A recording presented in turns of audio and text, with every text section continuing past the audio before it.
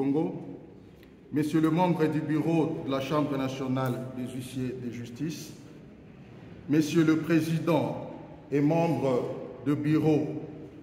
des chambres provinciales du Nord Kivu et du Congo central, Mesdames et Messieurs, distingués invités, à vos titres, rangs et qualités respectifs. Aujourd'hui, je prononce ces mots en qualité de conseiller de la ministre d'État, ministre de la Justice et point focal climat des affaires. La ministre d'État, ministre de la Justice et garde des Sceaux allait effectuer elle-même les déplacements ici à Bukavu pour assister à l'installation de la Chambre provinciale des huissiers de justice du ressort de la Cour d'appel de Sud Kivu. Mais hélas, avec l'avènement du nouveau gouvernement, très chargé pour organiser la remise et reprise, elle n'a pas pu effectuer ces déplacements. Je suis particulièrement honoré de prendre la parole ce jour à l'occasion de la cérémonie de prestation de serment de la première promotion composée de 27 huissiers de justice du ressort de la Cour d'appel du Sud Kivu ayant bénéficié de la qualité d'officier public et ministériel par l'arrêté ministériel numéro 262 CAB ME/MIN/J et GS 2024 du 9 février 2024, cérémonie qui sera suivie de l'installation du bureau de la dite chambre. Qu'il me soit permis de rappeler que c'est depuis le 27 juin 2012 que la République démocratique du Congo a ratifié les traités relatifs à l'harmonisation en Afrique du droit des affaires OHADA, qui est entré en vigueur le 12 septembre de la même année. La République démocratique du Congo devenait ainsi le 17e État parti au dit traité et bénéficie désormais d'un nouveau cadre juridique qui répond aux attentes des acteurs communautaires du monde des affaires. Mesdames et Messieurs, distingués invités, à ce jour, la RDC, sous l'impulsion de son Excellence M. Félix Antoine Tshisekedi Tshilombo, président de la République et chef de l'État, qui ne ménage aucun effort pour l'instauration d'un État de droit et l'amélioration du climat des affaires, poursuit résolument les réformes gouvernementales couchées dans une feuille de route validée par le gouvernement congolais. Et sur les 74 réformes traduites en assignation,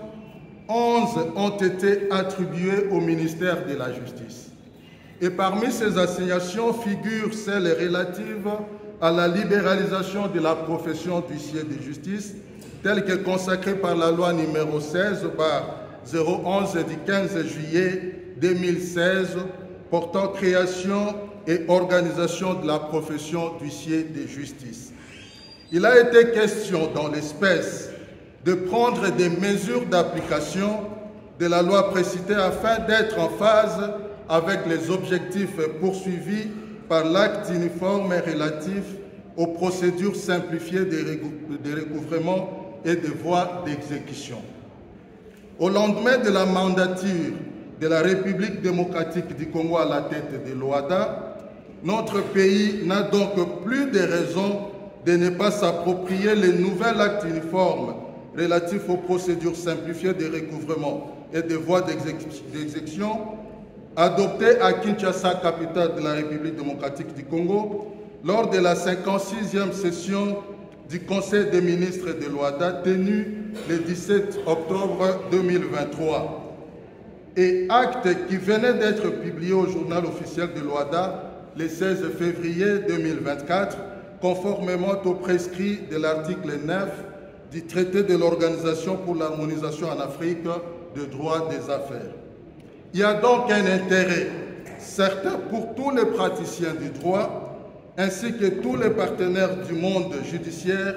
d'intérioriser la présente réforme relative à la libéralisation de la profession d'huissier de justice, appelée à contribuer à la bonne administration de la justice et par ricochet à la sécurité juridique et judiciaire. Lorsque l'on se rend compte des avantages qu'apporte cette réforme aux opérateurs économiques en particulier et à tous les justiciables en général, en termes de gages de sécurité juridique et judiciaire et du rôle prépondérant que joue l'huissier de justice dans la mise en œuvre, entre autres, des procédures de recouvrement de créances, de sûreté et de voies d'exécution qu'il institue, on peut aisément comprendre l'opportunité de la réorganisation de cette profession qui dorénavant est exercée sous la forme libérale. En effet, pour atteindre son objectif d'harmonisation du droit des affaires dans les États parties, l'article 10 du traité fondateur de l'organisation pose sans aucune ambiguïté le principe de la supranationalité des actes uniformes et de leur portée abrogatoire sur les droits internes des États parties. L'idée ici étant de créer un espace juridique commun avec la garantie d'une applicabilité uniforme du droit en matière des affaires et l'harmonisation du statut de professionnel de l'exécution sur le territoire des États parties. Mesdames et messieurs, la libéralisation de la profession d'huissier de justice prônée par la loi du 15 juillet 2016 a d'une part responsabilisé ces derniers en ce qu'ils répondent de ses actes devant sa corporation et devant les instances judiciaires pour des préjudices qu'ils pourraient causer, et d'autre part permettent à la République démocratique du Congo de se conformer en cette matière au droit OHADA. Il importe d'épingler en outre le relèvement du niveau de connaissance de l'huissier de justice en ce que la profession n'est ouverte qu'aux personnes ayant un diplôme de droit et que son exercice est conditionné par une formation professionnelle initiale et surtout continue. Il convient à l'occasion de rappeler également la nécessité de la création d'un cadre de concertation mieux d'une passerelle entre ces partenaires de la justice et d'autres acteurs du monde judiciaire en vue de promouvoir un espace juridique commun qui garantisse aux justiciables la sécurité juridique et judiciaire. C'est depuis août 2022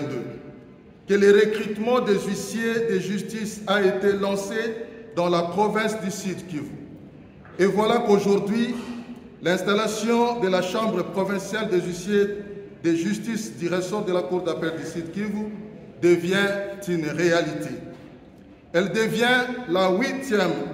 après celle de Kinshasa-Gombe, de Kinshasa-Matete, de Kwango, du Congo central, du Haut-Katanga, du Lualaba et du Nord Kivu.